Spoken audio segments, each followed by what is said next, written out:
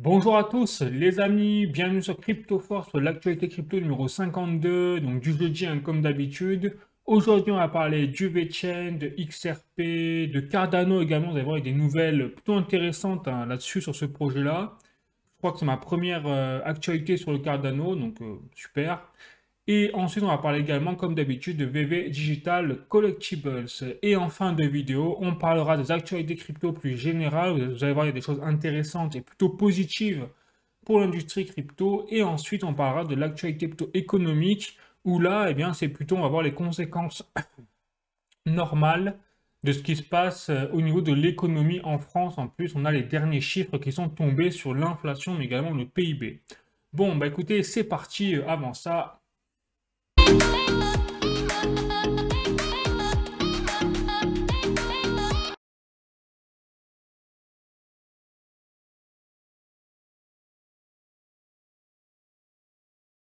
donc on va commencer par le VeChain, les amis, comme d'habitude. Donc là, j'ai un tweet de la fondation VeChain pour commencer qui fait tout simplement le rapport sur, vous savez, le partenariat qu'ils ont mis en place avec la plateforme A-World de la campagne Act Now des Nations Unies. Donc, je rappelle que la fondation VeChain a un partenariat qui a été mis en place avec les Nations Unies carrément. Et tout cela dans le cadre, vous savez, de la restructuration et comment sauver, par exemple, les océans de la pollution du plastique, notamment. Et donc, dans ce cadre-là, ils avaient mis en place une application qu'ils appellent le A-World App. Et ils indiquent dans leur tweet ici, avec victoire, hein, si je puis dire, qu'ils ont réussi donc à faire en sorte qu'il y ait 100 000 activités en lien sur l'application A-World. Et donc, ben, comme promis, c'est eux qui le disent, hein, ils ont tout simplement offert aux participants 625 kg de déchets plastiques des océans. Donc en fait, c'est un peu subjectif la récompense, hein, parce que j'imagine que bah, ils n'ont pas reçu physiquement les déchets plastiques, les participants, hein, évidemment. C'est plutôt subjectif. Bon, donc c'est très bon projet, c'est vrai, sur le plan de eh bien, de l'écologie, hein, clairement. Et surtout, ce qui se rappelle, là où ça devient intéressant, c'est que tous les actes blockchain permettent effectivement la traçabilité, mais également la collection en fait, des gaspillages pour justement améliorer le fait qu'il n'y ait plus de gaspillage à l'avenir, et notamment au niveau des déchets plastiques, on l'a très bien compris dans ce cadre-là. Bon. Et donc, ils disent que tous les impacts individuels, en fait, sont multipliés par la blockchain. Et donc, c'est là où ils se disent, en fait, notre technologie permet au final à tous les individus d'avoir un impact collectif bien plus important, bien plus fort que si ça avait été fait comme ça individuellement, sans moteur, notamment hors blockchain hein, par exemple, puisqu'il n'y aurait pas de traçabilité derrière et donc pas de visibilité sur ces actes. Bon. Et donc il dit le Web 3 est déjà en train de faire la différence dans le monde pour l'environnement et pour également l'aspect local des choses et surtout pour vous. Donc après ils disent download, télécharger l'application si vous voulez continuer à participer à tout ça. Donc c'est plutôt intéressant de voir déjà les impacts parce qu'on sait aussi que l'application VeChain est en train vraiment d'attirer de plus en plus d'adresses. Là on a dépassé les 160 000 adresses en 2 mois il me semble, de nouvelles adresses, hein. Et donc, c'est vrai que ça, c'est en lien avec tout simplement ce genre de challenge qui attire toujours plus de visiteurs. Bon, je continue les amis, donc là avec notre information, toujours de la part de la Fondation VeChain directement, ils disent nous sommes fiers en fait de continuer à apparaître dans les journaux académiques, notamment pour tout ce qui est l'exploration future des utilisations de la blockchain. Donc là c'est un peu en lien à ce que je vous disais auparavant, hein, c'est que la technologie du VeChain permet effectivement d'être en fer de lance sur tout ce qui est l'aspect d'utilisation réelle. C'est là où ça devient intéressant, notamment avec le lien écologique, puisque je rappelle que la Fondation VeChain, avec son partenariat avec Boston Consulting Group, a mis un white paper justement centralisé sur l'aspect de biosphère, sur l'aspect où l'économie n'est plus linéaire mais deviendrait circulaire, et aussi vous avez l'écologie qui devient un peu le cœur du sujet sur cet aspect-là au niveau de la blockchain du VeChain. Bon. Et donc, dans ce cas-là, ce qui est intéressant dans ce tweet, pour ça que je vous le montre, c'est que, outre l'aspect où ils sont juste cités par les journaux académiques, bon, ça encore, pour vous dire, mais ce qui est intéressant dans ce truc que je vais vous montrer, c'est comme l'adoption en fait arrive de masse, elle est en cours, mais surtout de la régulation. Et là, la régulation, c'est hyper intéressant parce qu'on est en plein dedans. On l'a vu notamment en Europe, on l'a vu même aux États-Unis, c'est en cours. Donc, il se passe des choses au niveau de la régulation. Et donc là, ils rappellent VeChain que nous, enfin, notre utilité réelle en fait dans le monde permettra à VeChain en fait de devenir l'infrastructure au niveau du cœur du Web 3.0, donc au niveau mondial. Donc c'est-à-dire que là, soit ils ont un boulard, hein, excusez-moi l'expression, mais gros comme une patate, comme une pastèque plutôt, soit ils ont vraiment des choses dans les cartons, et on l'a vu avec notamment leur relation avec, même, je vous l'ai montré la semaine dernière, ils ont parlé en session avec des parlements européens, ils ont des choses peut-être dans les cartons au niveau de la régulation ou au niveau même utilité pour les administrations, pourquoi pas européennes. Ce serait plutôt une bonne chose hein, quand on voit l'usine à gaz que c'est hein, au niveau de la France, au niveau de l'Union européenne, tout l'aspect administratif. Bon. Pourquoi pas?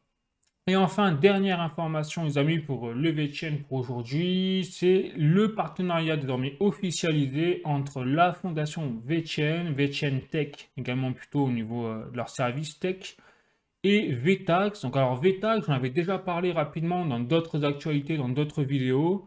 C'est tout simplement un service, une entreprise qui est spécialisée dans les puces NFC et notamment même les NFT derrière sur les chiens, les chats, enfin les animaux domestiques. Et donc l'objectif pour VTax, c'est de mettre en place des items digitaux, c'est-à-dire avec un aspect physical, un physique hein, plutôt, et euh, également virtuel avec les NFT, pour rassembler tout ça dans un collier, pourquoi pas, ou dans un système qui permet qui est collé à votre animal de compagnie, votre animal domestique, un chat, un chien. Et donc, il suffirait, par exemple, si un animal de compagnie se perd ou est perdu ou fugue, hein, pourquoi pas, eh bien, de scanner le code barre qui est présent sur le collier de votre chien ou de votre chat, et donc de pouvoir retrouver l'identité, enfin, le propriétaire du chat, peut-être même pourquoi pas, les antécédents de santé. Si par exemple il y a un accident, que votre chien est percuté par une voiture ou quoi, que on arrive à le sauver, mais que vous n'êtes pas là, peut-être que les antécédents au niveau même médical. Pourquoi pas chez le vétérinaire. Enfin, voilà, donc on voit là aussi effectivement qu'avec ce partenariat officialisé entre VeChain et VTax, on a aussi, vous voyez, un aspect vraiment utilité réel qui dépasse quand même bien, qui va bien plus loin que les projets connus hein, autres. Puisque là, VeChain, ils ont vraiment la main mise sur la supply chain, sur la logistique, on le voit, et donc un impact forcément dans la vie réelle pour nous, hein, tous les jours, à condition qu'on utilise leurs outils, quoi. Donc ça, c'est vrai que ça reste intéressant à ce niveau-là. Bon, sinon, écoutez les amis, ce sera tout pour VeChain aujourd'hui. Hop, je vous invite à voir la vidéo sur VeChain, sur ce projet, si vous souhaitez en savoir plus. Je vous rappelle également que je ne suis pas un conseiller financier ni en investissement. Tout ce que j'ai dans cette vidéo, c'est à titre informatif uniquement. Très important. Voilà, et bon, écoutez, sinon, on va continuer sur le prochain projet, c'est-à-dire VV Digital Collectibles. Et notamment, vous voyez, ici, dans le domaine de la réalité augmentée dans le métaverse, on a donc taillé un drop futur qui est prévu, donc même aujourd'hui, pardon, au 30 novembre, des comics, donc des X-Men de 1963. Donc je rappelle, hein, pour ceux qui ne connaissent pas ce projet-là, ou même les NFT qui sont présentés, que les NFT de bande dessinée sont des NFT que vous pouvez lire en réalité augmentée sur votre tablette, une fois que vous avez acheté, hein, ou sur votre téléphone, et que vous pouvez même projeter ces bandes dessinées-là dans votre environnement pour pouvoir les lire virtuellement. Donc après, là aussi, je vous inviterai à voir ma vidéo hein, de présentation sur ce projet, pour en savoir plus. Dans le même cadre des bandes dessinées au niveau des drops hein, de cette semaine, on a donc demain, 1er décembre, on a la sortie des Picsou, Christmas Carol, que c'est vrai que là, on est dans le cadre de l'hiver et de Noël hein, qui arrive, et donc vous avez les bandes dessinées également des Picsou. Bon, pourquoi pas. Maintenant, on va passer au drop un petit peu plus sérieux, c'est-à-dire là, on a une série de posters également qui vont sortir. Donc là, c'est prévu également aujourd'hui. Vous voyez, donc sont sortis les posters. Donc pourquoi pas pour les fans, pas de posters, de timbres plutôt, pas proche du poster, de timbres. Voilà. Et ensuite, je crois, donc, un des derniers drops de la semaine, c'est le Thanos Copter. Donc là, j'imagine qu'il y a vraiment un aspect humoristique, hein, parce que Thanos Copter, vous voyez, qui est ici et qui est prévu en sortie le 3 décembre 2023, donc dimanche, tout simplement. Donc pourquoi pas, pour collectionner également ce genre de collectible. On espère qu'il pourra voler, pourquoi pas, hein, ce serait le but, en version animée. On verra bien. Et ensuite, les amis, on va passer maintenant, on sort des drops. Et là, c'est plutôt intéressant, vous voyez, parce que la semaine dernière, ou il y a 2 semaines, j'avais montré que David Yu, le PDG donc de Ecomi et donc de l'application VV, avait gagné en Nouvelle-Zélande le prix de Master Entrepreneur en 2023. Et donc là, maintenant, c'est au tour de, toujours en Nouvelle-Zélande, hein, de l'application VV carrément de gagner en fait un prix du Fast 15, comme ça s'appelle le prix, winner en fait de l'histoire qui grandit le plus rapidement. Donc c'est vrai que VV, bah, je vous l'avais déjà dit, hein, ils ont fait un chiffre d'affaires de 1 demi-milliard de dollars en seulement 2 3 ans. Donc à battre, c'est un peu compliqué pour une start-up, pour battre ce record-là, mais c'est vrai que du coup, pas étonnant qu'ils ont été repérés par Deloitte, Nouvelle-Zélande, et qu'ils ont gagné ce genre de prix. Donc ça, quand même, c'est révélateur, hein, forcément sur la santé d'une entreprise. Et s'ils arrivent toujours, parce qu'après, la condition, c'est qu'ils arrivent toujours à rester au-dessus du lot, au-dessus du panier par rapport aux concurrents qui vont émerger. Mais en tout cas, pour le moment, on voit qu'en 2023, VV a tiré ses épingles du jeu malgré le bear market. C'est là où ça devient intéressant quand même. Bon. Allez, je continue, les amis. Donc là, on va passer à Cardano. Mais avant ça, je vous invite à, hop, avoir la vidéo sur justement VV Digital Collectible si vous voulez en savoir plus notamment. Et sinon, bah, écoutez, on va passer à prochain projet, donc Cardano, là pour le coup. Et donc vous voyez, il faut savoir que pour le projet Cardano, il y a 3 entités qui travaillent sur le projet. Vous avez la fondation Cardano, un peu comme la fondation VeChain, hein, qui s'occupe du développement de l'écosystème Cardano. Vous avez input, output que je vous montre ici dans le tweet là, c'est IOHK plutôt connu comme ça, et qui est à l'origine du projet avec derrière bah, tout simplement Charles Hoskinson, le fondateur de Cardano, mais qui est détaché de la fondation Cardano. Et enfin, vous avez Emurgo, comme vous pouvez le voir ici, qui est également rattaché, si vous voulez, au projet Cardano, mais sur l'aspect plutôt commercial. Donc, quand on parle de partenariat entre Cardano et une autre entité, eh bien, c'est toujours Emurgo qui est en charge de ce genre de relationnel pour le projet. Et donc, dans ce cadre-là, eh bien, vous voyez, j'ai un tweet de input-output qui a été partagé par Emurgo et qui montre tout simplement le rapport qui a été fait donc, cette semaine par, bah là, je vais vous montrer ça, hein, j'ai l'article et tout. Au niveau des chiffres, au niveau du développement, tout ça, c'est plutôt intéressant. Et donc, vous voyez, là, je suis sur Essential Cardano. L'article a été écrit par Olga Rinuk, c'est-à-dire une expert hein, dans ce domaine-là, journaliste, plutôt dans l'industrie crypto également. Et donc, on a le développement, en fait, le rapport plutôt du développement de cette semaine. Et vous voyez, très intéressant, pour le projet Cardano, on a 149 projets qui ont été lancés donc depuis la naissance de Cardano, j'imagine quand même, et 1303 projets qui sont en train d'être construits sur l'écosystème Cardano. Et derrière, vous avez également les chiffres, notamment des transactions, nombre de tokens, etc. C'est plutôt intéressant. Et là, vous avez cette semaine les avancées majeures qui ont été effectuées sur l'ensemble des projets Cardano et sous-projets, bien évidemment, comme le projet Hydra. Donc, le premier projet, on va dire, le plus majoritaire qui a été avancé cette semaine, c'est la technologie cœur du métier, on va dire, du projet Cardano, où ils ont tout simplement analysé des failles de sécurité, peut-être, les ont renforcées avec les réponses du CIP 1194, c'est-à-dire un protocole qui est mis en place là, dans ce cadre d'amélioration, hein, vous savez, du protocole, enfin, du réseau Cardano. Bon.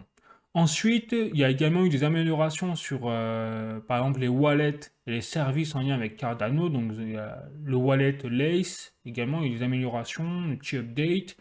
Les smart contracts également avec tous les outils Plutus et Marlowe.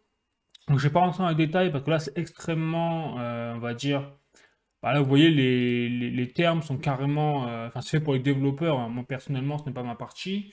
Mais juste pour vous dire, voilà, ils ont fait des améliorations sur les smart contracts. Mais surtout, là où ça devient intéressant, c'est tout ce qui est l'aspect de scaling, c'est-à-dire de scalabilité, où vous avez le sous-projet Hydra. Et donc, je rappelle que le sous-projet Hydra, c'est une volonté de Cardano bah, de faire des transactions par seconde à près de 1 million de transactions par seconde. C'est-à-dire que de dépasser largement toute la concurrence réunie. Parce que je rappelle que même Ethereum en version 2.0 fait entre 100 000 et 160 000 transactions par seconde en théorie, en capacité, on va dire. Donc là, 1 million de transactions par seconde, autant vous dire que Cardano nous exploserait tout le monde.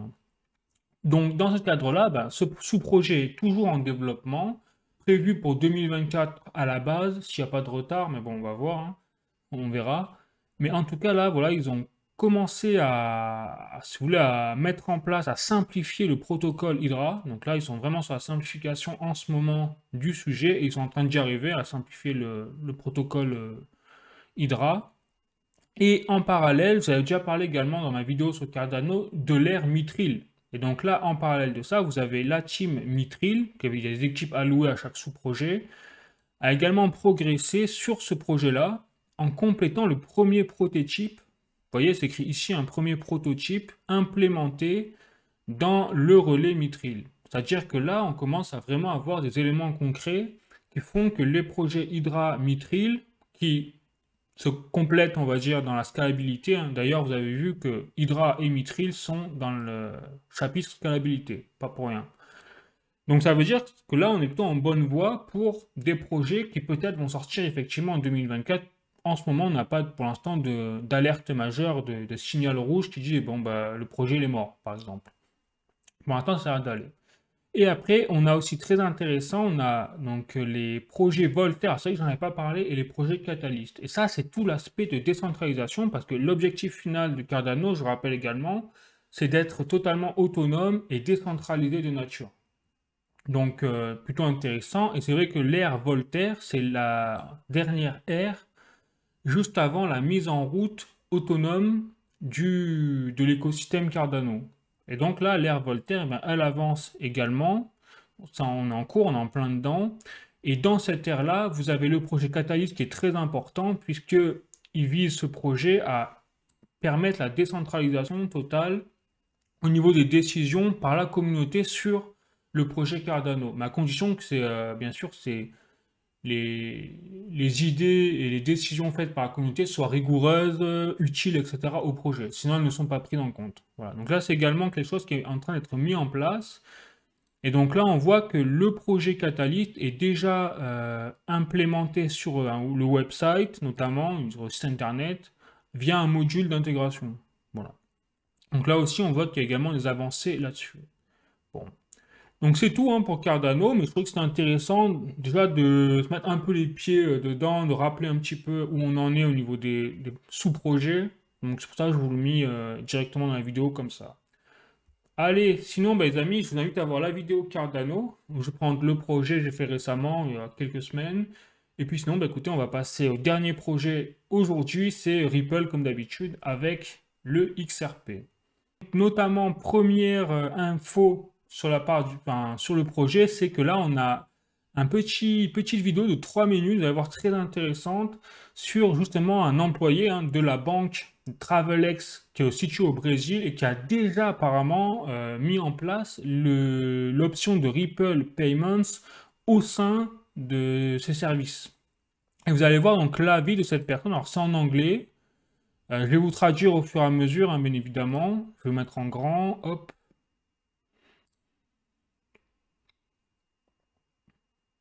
Donc là, c'est bien au Brésil, hein, vous voyez. Donc, my name, ils disent, mon nom est Joao Manuel Campanelli Freitas. Bon, voilà. Il dit, je travaille pour le groupe Travelex au Brésil, hein, donc c'est un groupe bancaire, notamment.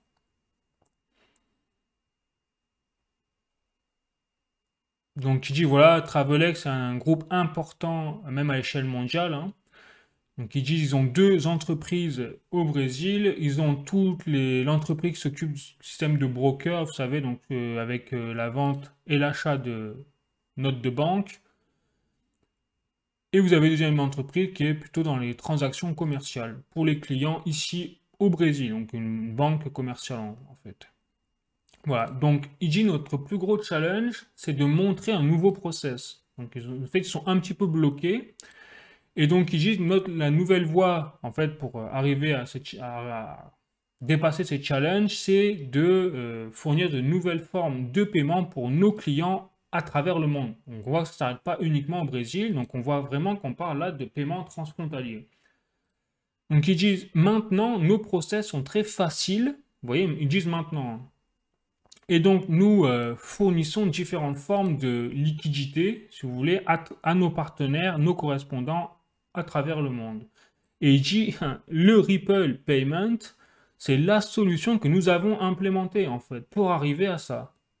Donc il dit, nous avons amélioré, upgradé nos process et ça nous a permis d'avoir une nouvelle technologie. Et donc il dit, quand je peux, j'insère le ODL process sur notre plateforme. C'est-à-dire le ODL, c'est justement le service de Ripple Payment et la plateforme derrière Ripple en fait. Donc il a dit, nous avons donné plus d'efficacité et nous connaissons en fait désormais mieux un nouveau marché sur lequel nous n'avions pas accès au préalable. Et donc ça nous permet d'entrer dans de nouveaux corridors, des nouveaux marchés, notamment dans le marché des crypto-monnaies, hein, vous l'avez vu. Voilà. Donc par exemple, nous avons une dizaine de nouvelles compagnies sur lesquelles nous pouvons travailler désormais, alors qu'ils ne pouvaient pas le faire avant. Et donc le système de Ripple nous a permis de rentrer dans ce nouveau marché. Bon les amis. Donc c'est vraiment intéressant. Après je vais vous montrer, ça dure encore 2 minutes. De toute façon, vous pourrez retrouver facilement la vidéo. Mais pour vous dire quand même, c'est très intéressant de voir qu'on a quand même une banque à l'échelle internationale, hein, parce que c'est une banque brésilienne, mais un groupe. Et on voit qu'ils utilisent le Ripple Payment, donc ils en sont très contents. Donc dans cette voie-là, bah, écoutez, on va continuer hein, sur XRP Ripple. Donc j'ai une autre information à vous montrer, et là on a un tweet donc du Digital Monetary Institute, comme vous pouvez voir ici, qui a été relayé par Ripple hein, en direct, comme vous pouvez le voir là. Et donc ils annoncent le Digital Monetary Institute qu'ils ont un partenariat désormais officiel avec Ripple, notamment sur le prochain événement qui aura lieu donc le 13 décembre. Et donc j'ai tout l'article qui montre ce futur événement, vous voyez qu'il aura lieu de 14h à 15h15 et le 13 décembre 2023. Donc je suis sur le site de l'OMFIF, donc c'est vrai que c'est le Digital Monetary Institute. Et ce qui est très intéressant, c'est qu'ils expliquent un peu, en gros, l'objet de cet événement. Hein. Eh bien, il faut savoir déjà au préalable que l'année dernière, enfin l'édition de l'année précédente, en 2022, avait rassemblé quand même des partenaires avec le Digital Monetary Institute, qui sont l'AWS, le Binance, enfin Binance, Bit, Flutterwave, Payoneer, RTGS Global, mais surtout Swift. Donc le réseau bancaire Swift quand même, et Visa. Et donc là, aujourd'hui, cette année, enfin en 2023, là, ils annoncent surtout un partenariat avec Ripple. Donc là, c'est quand même étonnant, c'est que l'année dernière, on avait, vous voyez, Swift, qui a été mis à l'honneur. Là, on a carrément Ripple, le concurrent de Swift. Donc, et vous voyez que l'oratrice, donc ce sera la directrice nationale des systèmes de paiement de la Banque de Tanzanie, donc Banque centrale. Enfin, si je ne me trompe pas, hein, mais logiquement de la Banque centrale. Et donc, on voit que déjà, la première phrase, l'objectif de cet événement, c'est de parler, enfin, c'est effectivement hein, de discuter sur tout l'aspect du programme, notamment des systèmes de paiement transfrontaliers. Vous voyez, c'est écrit ici, cross-border, du G20. Donc là, c'est pas pour enfiler des perles, je veux dire, c'est vraiment quelque chose qui va rassembler les plus gros acteurs, notamment où ils vont parler des systèmes de paiement hein, transfrontaliers. Et donc, on l'a vu quand on fait le lien avec ce que je vous ai montré, notamment avec l'exemple bah, de la banque Travelex Group qui utilise déjà Ripple Payment comme solution, bah, on voit que là, c'est pas anodin quand on voit que le partenaire de cet événement-là, qui va être focalisé sur les paiements transfrontaliers, avec quand même comme oratrice la directrice nationale des systèmes de paiement de la Banque de Tanzanie, on voit que c'est Ripple. Donc là, bah, forcément, on voit quand même que de plus en plus, hein, on voit que Ripple rentre dans la cour des grands, au point de faire de l'ombre de plus en plus au réseau Swift bancaire. Donc là, c'est du lourd, hein. Encore une fois, on peut le dire, de façon plutôt sûre et certaine, que Ripple commence à rentrer vraiment dans le lourd sur tous les aspects de système de paiement transfrontalier, c'est plutôt évident, clairement, en termes d'utilité. Donc là, on voit aussi qu'on a vraiment une utilité sur ce projet-là, qui est d'optimiser, de rendre plus efficaces les paiements transfrontaliers. Voilà les amis. Et donc j'ai un dernier article pour la route, hein, pour XRP et Ripple. Je vous montre ici. Donc là j'ai un article de Coinpedia. Donc Mastercard annonce un partenaire. Donc vous voyez, c'était au 28 novembre 2023. Hein.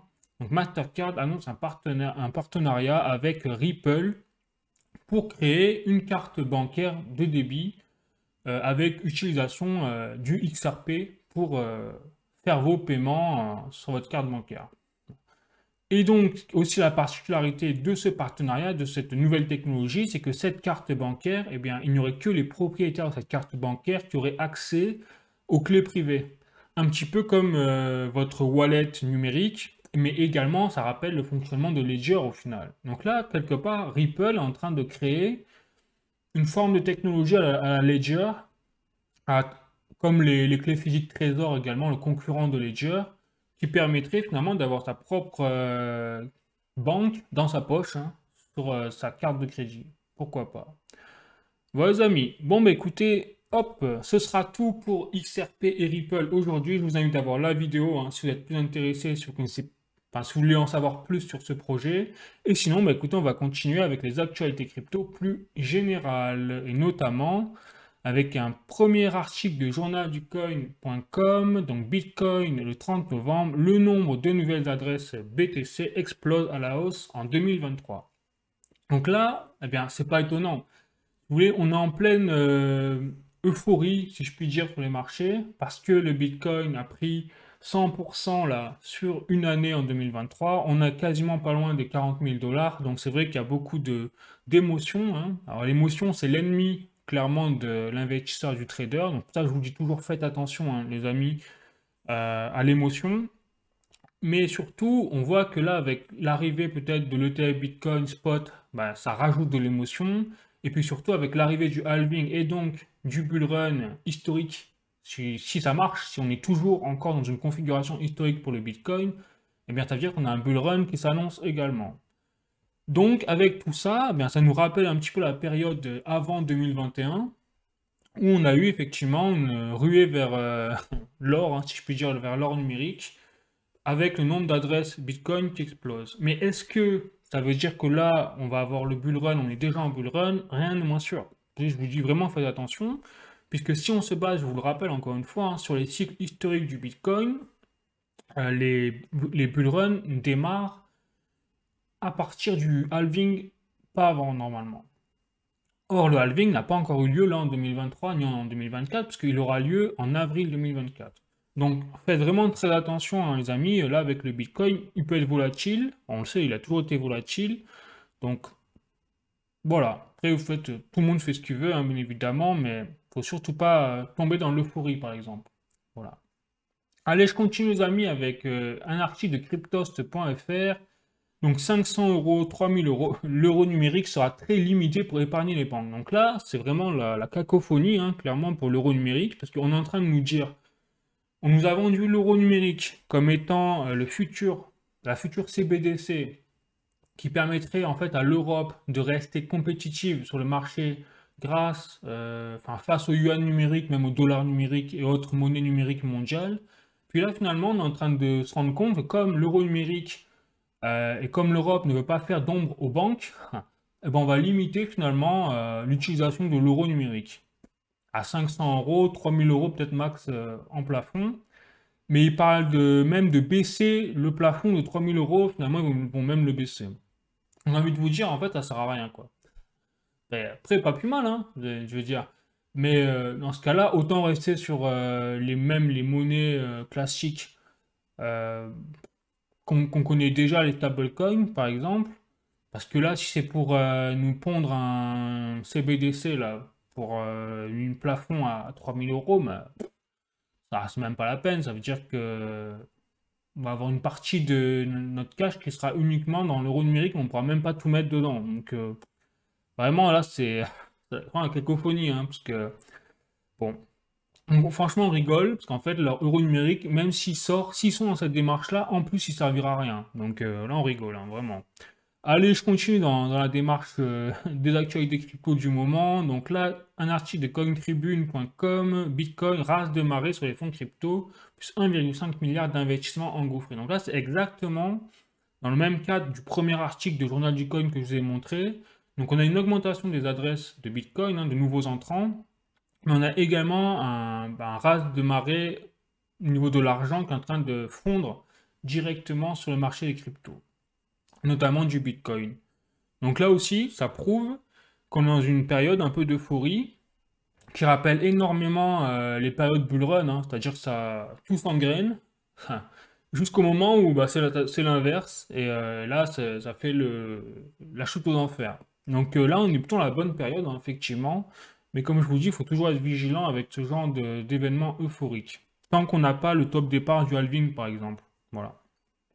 Et sinon, bah, écoutez, je continue avec un dernier article sur l'actu crypto, un article de Coin Academy. Donc, l'Union européenne pousse une stratégie métaverse pour réduire sa dépendance technologique. Là, je trouvais vraiment cet article intéressant dans le sens où c'est vrai qu'on a entendu très souvent le Bitcoin, ça va être éphémère, les cryptos, c'est éphémère, la blockchain, c'est éphémère, les métaverses, les NFT, c'est une bulle, c'est éphémère. Et donc là, c'est vrai que sur l'aspect spéculatif, on voit bien que ça fait une volatilité énorme, même plus qu'énorme, parce qu'on a même des projets qui se font lessiver, qui passent à zéro, qui disparaissent des radars. Donc là, par contre, la technologie, c'est là où on oublie les choses derrière, c'est que ce qui est éphémère, c'est les projets, effectivement, qui n'ont pas de solidité réelle. Les shitcoins, tout genre de projets, et même ceux qui sont plus solides, mais qui disparaissent parce qu'ils ont mal été gérés par les équipes derrière. Bon. Mais par contre, la technologie en tant que telle, la technologie blockchain, elle révolutionne bien quelque chose, donc elle ne peut pas être éphémère, elle est là pour rester. Il suffit de voir comment les gouvernements et les entreprises se jettent dessus, par exemple. Notamment même la Chine qui déteste le Bitcoin, bah, utilise la blockchain aujourd'hui à toutes les sauces. Donc c'est bien pour une raison. Derrière, on a même les NFT. Les NFT, eh bien, on pourrait se dire oui, c'était tellement un massacre au bear market que ça va disparaître. Eh bien non, parce que derrière, il ne faut pas oublier que c'est une révolution même technologique dans le sens où les NFT permettent la propriété numérique, ce qui n'était jamais le cas auparavant dans le Web 2.0. Et donc là, on voit qu'effectivement, avec la stratégie du métavers, c'est qu'en fait, il y a un véritable marché derrière déjà au niveau du business. Et ça, je pense que enfin, tous les chefs d'entreprise ou ceux qui connaissent un petit peu les crypto-monnaies, le métavers de près ou de loin l'ont compris. Et il suffit de voir ben, tout simplement le projet VV qui a été récompensé là récemment, qui a fait un demi-milliard de dollars en seulement 2-3 ans. C'est-à-dire qu'il y a un vrai marché dessus, on le voit bien. Et encore plus si derrière on pousse les choses jusque dans le métaverse avec, imaginons que demain, au lieu de faire ses courses en physique, on aura juste à mettre ses casques virtuels avec un avatar qui sera exactement dans la nos dimensions. Il suffira d'aller dans des boutiques virtuelles pour commander ben, des baskets ou des vêtements, des chapeaux, enfin ce que vous voulez, pour ensuite les faire livrer physiquement chez soi, par exemple. Ça, c'est du domaine du possible. Et ça, ce sera le métavers peut-être de demain. Et donc là, on est capable de débloquer un marché colossal au niveau business, tout simplement. Donc c'est pour ça que là, cet article est plutôt révélateur dans le sens où en plus, même les organisations politiques sont intéressées hein, par ce genre de technologie, puisqu'ils savent qu'en fait, ils ont compris que ce sera également l'avenir sur ce point-là. Bon. Allez les amis, je continue. Cette fois, je vais passer aux actualités économiques. Donc en fait, pour faire le résumé là, en ce moment des actualités crypto, bah, on est plutôt hein, dans les bonnes nouvelles, même les très bonnes nouvelles, parce que effectivement, on a le fer de lance et les prix du Bitcoin. Donc faire attention à ça, mais surtout quand on prend du recul, sur tout l'aspect technologique, on voit bel et bien que malgré le bear market, eh bien, la technologie, elle est là pour rester, que ce soit les NFT, la blockchain, même le métaverse et tout, eh bien, on voit que c'est vraiment un domaine d'avenir. Donc plutôt bon signe là-dessus. Allez, je passe aux actualités économiques, donc on va dire plus classiques, hein. Donc là, j'ai un article de latribune.fr. Donc la France, premier recul du PIB depuis plus d'1 an, ravivant la crainte d'une récession. Donc c'est marrant parce qu'en plus, je vous ai fait la vidéo là récemment sur, hop, justement le point économique, si vous voulez, de la France en 2023 de façon globale, où je parle du PIB, du PMI, notamment on n'en parle jamais du PMI, là je vous en parle dans la vidéo, également d'autres indicateurs, notamment l'inflation et tout. Et donc, je vous invite à voir la vidéo pour en savoir plus sur l'économie générale de la France, parce que je parle également de 2024-2025. Bon, ça vous intéresse. Et donc là, effectivement, cet article, ce qui rappelle, c'est que, bon, déjà, pour vous faire pour un rappel du contexte, il faut savoir qu'une récession, c'est une chute du PIB et donc de la croissance économique sur 2 trimestres consécutifs, c'est-à-dire 6 mois. Donc là, d'après cet article, on a une chute de 0,1% de notre PIB, c'est-à-dire de notre croissance économique, de 0,1% sur 3 mois. Ça veut dire que si là, on a de nouveau une chute même de 0,1% sur les 3 prochains mois, eh bien, effectivement, la France sera officiellement en récession, c'est-à-dire en contraction économique. Et ça, c'est tout à fait normal, hein. C'est-à-dire qu'à partir du moment où on a une hausse des taux directeurs de la Banque Centrale Européenne, pour lutter contre l'inflation, justement, eh bien, c'est tout à fait normal qu'on ait une contraction, parce que c'est l'objectif même voulu, de toute façon, qu'on ait une contraction de l'économie, de la croissance économique d'un pays, qui conduit à une récession forcément, et donc derrière à des impacts économiques forcément négatifs sur l'évolution économique de ce pays concerné. Voilà. Et donc, dans la même veine, par contre, la très bonne nouvelle, c'est dans un article de Les Échos, donc l'inflation et l'activité ralentissent plus fortement que prévu en France, et notamment c'est l'inflation. Comme vous l'avez vu, l'inflation est tombée à 3,4% en novembre sur un an. Donc, je rappelle que ça ne veut pas dire que les prix ont chuté, hein. Ça veut dire que l'augmentation des prix est en train de retomber finalement dans les taux plus normaux. Enfin, 3,4%, c'est encore beaucoup, mais c'est loin de, par exemple, Enfin, on n'est plus à 10%, quoi. Donc ça, c'est déjà pas mal. Voilà. Mais par contre, ça veut dire que les prix continuent d'augmenter un peu. Voilà. Dans les rayons, par exemple. Ça ne veut pas dire que les prix descendent, hein. Donc là, on n'est plus vraiment... On arrive dans un cadre où on ne sera peut-être plus dans un contexte de crise inflationniste comme on l'a eu en 2022 notamment, ou en début 2023, mais dans une crise de pouvoir d'achat. Donc bon, on limite la casse en gros, mais ça va pas être de la folie, parce que si les prix actuels vous conviennent pas, ce que je pense, la majorité des personnes ne pensent comme ça, eh bien ça va continuer, hein. Parce que même, je rappelle que l'objectif des banques centrales en temps normal, hors crise inflationniste, c'est une inflation à 2% par an. Donc, ça veut dire que là, si on retombe à 2%, les banques centrales vont dire c'est bon, on a atteint nos objectifs. On revient comme en l'an 40, 2% d'inflation par an. D'où l'importance de pourquoi les milliardaires, millionnaires, ils investissent à fond dans l'immobilier, les actions boursières et autres, c'est parce qu'ils savent que s'ils n'investissent pas, eh bien, il y a automatiquement, de toute façon, une inflation à 2% par an. C'est pour ça qu'ils investissent, c'est pour aller plus vite que l'inflation. En plus, pour s'enrichir au passage, bien évidemment, hein, on l'a compris, dans ce contexte-là. Donc on voit que, en tout cas, le contexte qu'on a vécu en 2022-2023, je pense que ça fait vraiment, point positif hein, qu'on peut voir, c'est que ça fait prendre conscience aux gens qu'il y a un vrai problème avec l'inflation et qu'elle est en fait contrôlée, si vous voulez, à la base, à 2% par les banques centrales.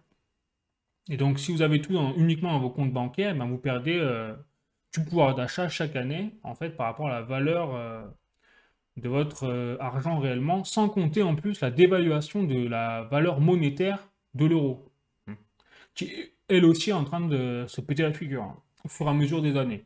Bon, ça, j'en ai déjà parlé, je ne vais pas en reparler en détail et tout, mais ça prend en compte également.